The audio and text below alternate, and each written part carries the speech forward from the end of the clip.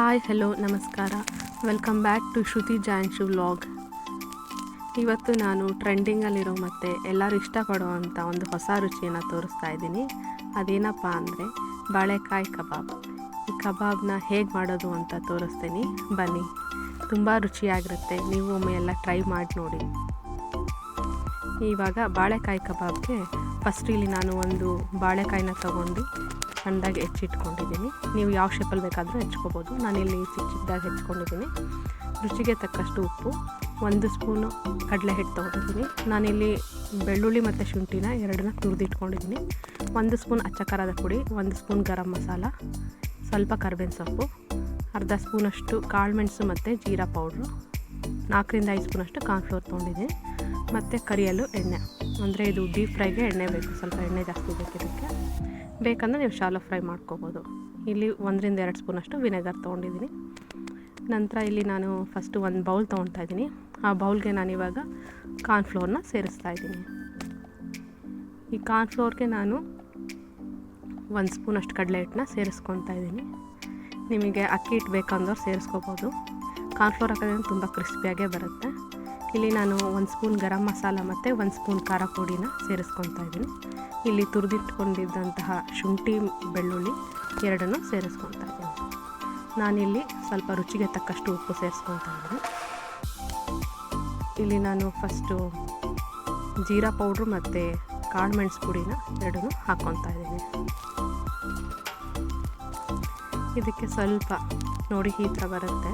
ಬೇಕಾದರೆ ನೀವು food colour add ಮಾಡ್ಬೋದು. ಇಲ್ಲಿ ನಾನು ಅಚ್ಚ ಖಾರ ಪುಡಿ ಬಳಸಿರೋದ್ರಿಂದ ಕಲರ್ ತುಂಬ ಚೆನ್ನಾಗಿ ಬರುತ್ತೆ. ಸ್ವಲ್ಪ ನೀರು ಸೇರಿಸಿ ಕಲಿಸ್ಕೊಂಡಿದ್ದೀನಿ. ಈಗ ಇದಕ್ಕೆ ನಂತರ ನಾನು 1ರಿಂದ 2 ಸ್ಪೂನು ವಿನೆಗರ್ ಏನು ಇಟ್ಕೊಂಡೆ ಅದನ್ನು ಹಾಕ್ಕೊಂಡು ಕಲಿಸ್ಕೊತಾ ಇದ್ದೀನಿ. ಇವಾಗ ನೋಡಿ ಈ ಥರ ಹೆಚ್ಚಿಟ್ಕೊಂಡಿದ್ನಲ್ಲ ಬಾಳೆಕಾಯಿನ, ಅದನ್ನು ನಾನು ಸೇರಿಸ್ಕೊತಾ ಇದ್ದೀನಿ. ಇದರಲ್ಲಿ ಕಲಿಸ್ಬಿಟ್ಟು 1-2 ನಿಮಿಷದಷ್ಟು ಇರಬೇಕು. ಅದು ನೀಟಾಗಿ ಒಂದು ಲೇಯರ್ ಬರುತ್ತೆ. ತುಂಬ ತೆಳ್ಳ ಕಲಿಸ್ಬೇಡಿ, ತುಂಬ ದಪ್ಪ ಕಲಿಸ್ಬೇಡಿ, ಒಂದು ಮೀಡಿಯಮ್. ಒಂದು ಸರಿ ಹಿಂಗೆ ಹೆಜ್ಜಿದ್ರೆ ಮೇಲೆ ಲೈಟಾಗಿ ಒಂದು ಲೇಯರ್ ಬರಬೇಕು, ಆ ಥರ ಇರಬೇಕು. ನೋಡಿ ಇಷ್ಟು ಬಂದರೆ ಸಾಕು. ಇದು ಕಲಸಿದಂಥ ಕ್ವಾಂಟಿಟಿ ಕರೆಕ್ಟಾಗಿದೆ.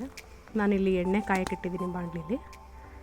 ಎಣ್ಣೆ ಕಾದ ನಂತರ ನಾನಿಲ್ಲಿ ಏನು ಕಲಸಿಟ್ಕೊಂಡಿದ್ನೋ ಬಾಳೆಕಾಯಿ ಹಾಕಿ ಇದನ್ನು ಸ್ವಲ್ಪ ಚೆನ್ನಾಗಿ ಕಲಿಸ್ಕೊಂಬಿಟ್ಟು ಇವಾಗ ಎಣ್ಣೆಯಲ್ಲಿ ಒಂದೊಂದೇ ಬಿಡ್ತಾ ಹೋಗ್ತೀನಿ. ನೋಡಿ ಈ ಥರ ಬರಬೇಕು. ಇದು ತುಂಬ ಏನು ಎಣ್ಣೆ ತೊಗೊಳ್ಳೋದಿಲ್ಲ. ಸೊ ಆದ್ದರಿಂದ ಡೀಪ್ ಫ್ರೈ ಮಾಡಿದ್ರೆ ಇನ್ನು ತುಂಬ ಚೆನ್ನಾಗಿ ಬರುತ್ತೆ. ನೋಡಿ ಹೀಗೆ ಒಂದೊಂದಾಗೆ ಹಾಕ್ಕೋಬೇಕು. ಇಲ್ಲಿ ನಾನೀಗ ಒಂದೊಂದೇ ಹಾಕ್ಕೊಂಡಿದ್ದೀನಿ. ಮತ್ತು ನಾನು ಇದನ್ನು ಒಲೆ ಉರಿನ ಕಮ್ಮಿ ಮಾಡಿದ್ದೀನಿ. ಸ್ವಲ್ಪ ಸಿಮ್ಮಲ್ಲಿ ಬೇಯಿಸ್ಕೋಬೇಕು.